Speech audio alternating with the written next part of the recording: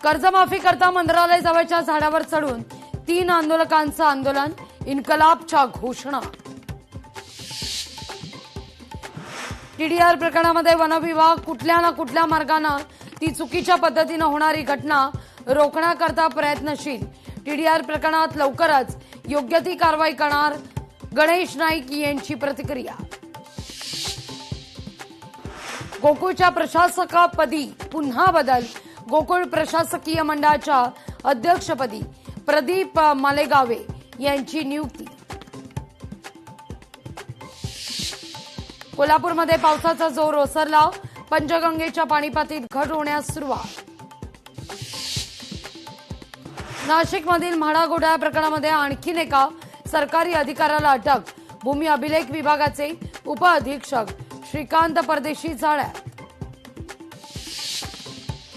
राज्यात 1 जूनपासून मुसळधार पावसानं घेतला 62 जणांचा बळी, 200 जनावरं दगावली।